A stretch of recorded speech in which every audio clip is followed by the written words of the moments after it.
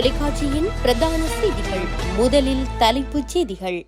இந்திய பெருங்கடலில் அமெரிக்காவின் கொடிய டோர்பிடோ தாக்குதல், ஈரான் கடும் எச்சரிக்கை.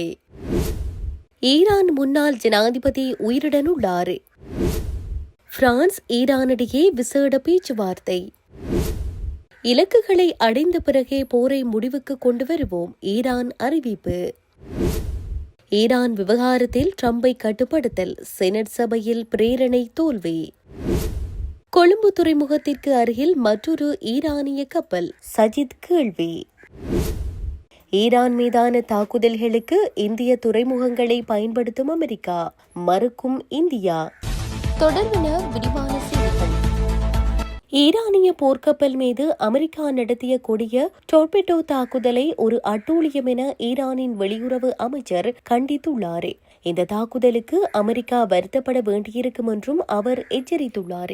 நேற்று இலங்கை கடற்கரையில் IRIS தேனா மூழ்கியதில் குறைந்தது 87 ஈரானிய வீரர்கள் உடலை இலங்கை கடற்படை மீட்டுள்ளன. மேலும் பலர் காணாமல் போயுள்ளனர். ஈரானின் கடற்கரையிலிருந்து 2000 மைல்கள் தொலைவில் கடலில் அமெரிக்கா ஒரு அட்டூழியத்தை செய்துள்ளதென்று ஈரானின் வெளியுறவு அமைச்சர் அப்பாஸ் அரக்ஷி எக்ஸ் தள பதிவில் கூறியுள்ளார்.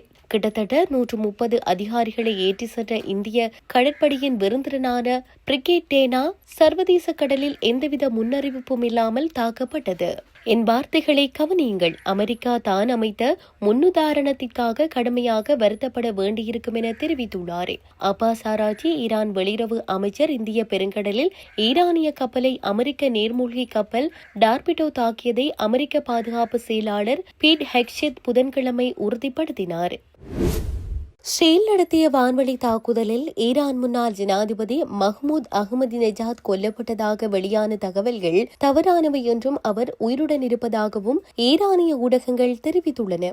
சனிக்கிழமை இரவு தலைநகர் தெஹ்ரானை குறிவைத்து நடத்தப்பட்ட ஏவுகணை தாக்குதலின் போது முன்னாள் ஜனாதிபதி கொல்லப்பட்டதாக முன்னர் தகவல் வெளியாகியிருந்தன. அஹ்மதிநெஜாத்திற்கு எந்த பாதிப்பும் ஏற்படவில்லை என்றும் அவர் பாதுகாப்பான இடத்திற்கு மாற்றப்பட்டதாகவும் ஈரானிய வட்டாரங்கள் தெரிவித்தன.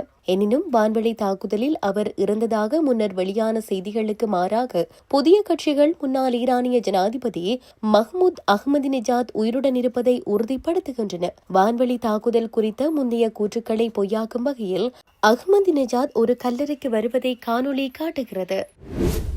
பிரான்ஸ் வெளிவிவகார அமைச்சர் ஜீன் நோயல் ஃபரோட் ஈரானிய வெளியுறவு அமைச்சர் அப்பாஸ் அராக்சியுடன் விசேட பேச்சுவார்த்தையில் ஈடுபட்டுள்ளதாக தெரிவிக்கப்படுகிறது. தொலைபேசியில் உரையாடி நோயல் ஃபரோட் மோதலை தணிக்க வலியுறுத்தியதாகவும் கூறப்படுகிறது. ஈரானிய தாக்குதல்களை ஃபரோட் கண்டித்ததாகவும் மத்திய கிழக்கில் ஸ்திரத்தன்மை, பதற்றத்தை குறைத்தல் மற்றும் சர்வதேச சட்டத்திற்கு இணங்க கோரும் ராஜதந்திர உரையாடலை மீண்டும் தொடங்குவதற்கான பிரான்சின் உறுதிப்பாட்டை மீண்டும் உறுதிப்படுத்தியதாகவும் பிரான்ஸ் வெளிவிவகார அமைச்சகம் தெரிவித்துள்ளது. ஈரானில் தடுத்து வைக்கப்பட்டுள்ள பிரான்ஸ் நாட்டினரின் பாதுகாப்பு குறித்தும் ஃபரோட் கவலை தெரிவித்ததாகவும் அவர்களை உடனடியாக வெளியேற்ற நடவடிக்கை எடுக்குமாறும் கூறியுள்ளார். உளவு பார்த்ததாக 3 ஆண்டுகளுக்கு மேலாக சிறையில் அடைக்கப்பட்ட பிரான்ஸ் நாட்டவர்களான ஜாக் பாரிஸ் மற்றும் செசிலி ஹோஃப்லர் ஆகியோரை ஈரான் நவம்பர் மாதம் விடுவித்தமை குறிப்பிடத்தக்கது. ஈரான் தனது இலக்குகளை அடையும் வரையிலும் அமெரிக்காவிற்கு கடுமையான அடிகளை வழங்கும் வரையிலும் இந்த போரை கைவிடாது என்று ஈரானிய ஜெனரல் கியோமர்ஸ் ஹெய்டாரி சபதம் செய்துள்ளதாக சர்வதேச ஊடகங்கள் செய்தி வெளியிட்டுள்ளன. ஈரானின் அரை அதிகாரப்பூர்வ தஸ்னிம் செய்தி நிறுவனம் வெளியிட்ட செய்திகளில் கட்டாமல் அன்பியா மத்திய தலைமையகத்தின் துணை தளபதி ஹெய்டாரி இவ்வாறு தெரிவித்துள்ளார். இதுகுறித்து அவர் மேலும் தெரிவிக்கையில், இந்த போர் எத்தனை நாட்கள் நீடிக்கும் என்பது எங்களுக்கு முக்கியமில்லை. நாங்கள் 8 ஆண்டுகால போரை அனுபவித்திருக்கிறோம். மேலும் எங்கள் இலக்குகளை அடைந்து எதிரியை அதன் அவமானகரமான செயலுக்காக வருத்தப்படவும் விரக்தியடையவும் செய்யும் போது மட்டுமே இந்த போரை முடிவுக்கு கொண்டு வருவோம் என சுட்டிக்காட்டியுள்ளார். அமெரிக்காவும் இஸ்ரேலும் இணைந்து தொடர்ந்து ஈரானில் தாக்குதல் நடத்தி வருவதாகவும் கடந்த சனிக்கிழமை முதல் குறைந்தது 1045 பேர் கொல்லப்பட்டுள்ள நிலையில் இஸ்ரேலிய படைகளும் லெபனான் மீது தாக்குதல் நடத்தியுள்ளதாகவும் கூறப்படுகிறது. அமெரிக்க ஜனாதிபதி டொனால்டு டிரம்ப் ஈரானுக்கு எதிரான ராணுவ நடவடிக்கையை தடுப்பதற்கான தீர்மானத்தை அமெரிக்க செனட் 53-47 என்ற அடிப்படையில் வாக்களித்து தடுத்து நிறுத்தியுள்ளமை குறிப்பிடத்தக்கது.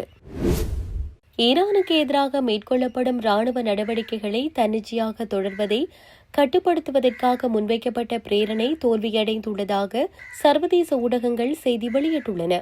ஈரானுக்கு எதிராக போரை தொடர்வதற்கு நாடாளுமன்றத்தின் முன் அனுமதி பெற வேண்டும் என்ற தீர்மானம் அமெரிக்க செனட் சபையில் வாக்கெடுப்பிற்கு விடப்பட்டது. இந்த நிலையில் குறித்த தீர்மானத்திற்கு ஆதரவாக 48 வாக்குகளும் எதிராக 52 வாக்குகளும் கிடைத்துள்ள நிலையில் அந்த தீர்மானம் தோற்கடிக்கப்பட்டதாக குறிப்பிடப்படுகின்றது. இந்த முடிவின் மூலம் ஈரானுக்கு எதிரான அடுத்த கட்ட தாக்குதல்கள் அல்லது ராணுவ நகர்வுகளை மேற்கொள்வதற்கு ட்ரம்ப் நிர்வாகத்திற்கு நாடாளுமன்றம் சார்பில் புதிய கட்டுப்பாடுகள் எதுவும் விதிக்கப்படவில்லை என சுட்டிக்காட்டப்பட்டுள்ளது. செனட் சபையின் இந்த நிராகரிப்பு தற்போதைய பதற்றமான சூழலில் ராணுவ ரீதியான முடிவுகளை எடுப்பதில் வெள்ளை மாளிகைக்கு முழுமையான அதிகாரத்தையும் சுதந்திரத்தையும் வழங்கியுள்ளதாக தெரிவிக்கப்படுகின்றது. இதன் விளைவாக ஈரானுக்கு எதிரான தற்போதைய ராணுவ திட்டங்கள் எந்தவித சட்ட சிக்கல்களுமின்றி தொடரும் என எதிர்பார்க்கப்படுவதுடன் இந்த தீர்மானம் நிறைவேற்றப்பட்டிருப்பின் நாடாளுமன்றத்தின் ஒப்புதலின்றி ஈரானில் ஈடுபடுத்தப்பட்டுள்ள அமெரிக்க படைகளை திரும்பப் பெற வேண்டிய கட்டாயம் ஏற்பட்டிருக்கும் என சுட்டிக்காட்டப்பட்டுள்ளமை குறிப்பிடத்தக்கது. இலங்கை கடல் எல்லைக்குள் கொழும்பு துறைமுகத்திற்கு அருகில் மற்றொரு ஈரானிய கப்பல் இருப்பதாக தகவல் கிடைத்துள்ளதாகவும் இது தொடர்பாக அரசாங்கத்திடமிருந்து தெளிவான அறிக்கை தேவை என்றும் எதிர்க்கட்சித் தலைவர் சஜித் பிரேமதாச தெரிவித்துள்ளார். நாடாளுமன்றத்தில் இன்று சிறப்பு அறிக்கை ஒன்றை வெளியிட்ட சஜித் பிரேமதாச அமெரிக்க நீர்மூழ்கி கப்பலின் டார்பிடோ உதவியுடன் நேற்று கப்பல் மீது நடத்தப்பட்ட தாக்குதல் தொடர்பாகவும் அரசாங்கம் சிறப்பு அறிக்கை ஒன்றை வெளியிட வேண்டும். ஈரானிய கப்பலில் இருந்த மக்கள் உயிரை காப்பாற்றியதற்காக இலங்கை ராணுவத்தை பாராட்டுகிறேன்.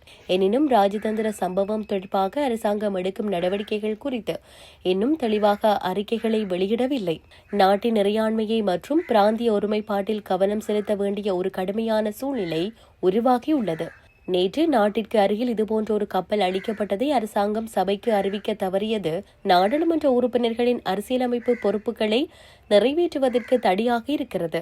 காலி கராப்பட்டிய மருத்துவமனைக்கு கொண்டுவரப்பட்ட ஈரானிய பிரஜைகளின் உடல்களை அடக்கம் செய்வதற்காக மருத்துவர்கள் 40 அடி கொள்கலன்களை கோரியுள்ளனர். அரசாங்கம் இதுகுறித்து கவனம் செலுத்தும் என்று நம்புகின்றேன். நமது நாட்டின் கடல் எல்லைகளில் நடைபெறும் நடவடிக்கைகள் குறித்து அரசாங்கம் அறியாமையால் தேசிய பாதுகாப்பிற்கு எவ்வாறு பிரச்சினை ஏற்படாதென்று கூறுகின்றீர்கள் என்று அவர் கேள்வி எழுப்பினார்.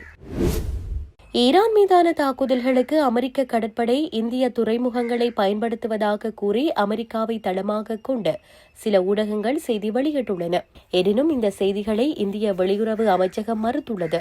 அமெரிக்காவை தளமாக கொண்ட ஊடகம் ஒன்றில் கூறப்பட்ட கூற்றுக்களை ஆதாரமற்றது மற்றும் ஜோடிக்கப்பட்டவை என்று MEA தனது மறுப்பு அறிக்கையில் கூறியுள்ளது.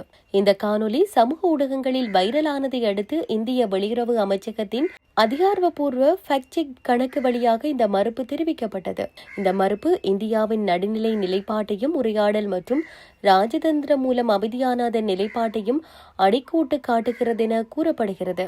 குறித்த செய்தியில் மும்பை மற்றும் கொச்சியில் உள்ள இந்திய கடற்படை வசதிகளை அமெரிக்க போர்க்கப்பல்கள் ஈரானிய இலக்குகள் மீது தாக்குதல் நடத்த பயன்படுத்தியதாக கூறியதிலிருந்து இந்த சர்ச்சை தொடங்கியது. இந்த ரகசிய ஒத்துழைப்பு பாரசீக வளைகுடாவில் ஈரானின் செல்வாக்கிற்கு எதிரான பரந்த இந்திய அமெரிக்க மூலோபாய மையத்தின் ஒரு பகுதியாகும் என்று குறித்த ஊடகம் எதிர்வு கூறியது. இத்துடன் செய்திகள் யாவும் நிறைவு பெறுகின்றன. மேலதிக செய்திகளை அறிந்து கொள்வதற்கு www.tamilaram.com எனும் இணையதளத்தை பார்வையிடுங்கள்.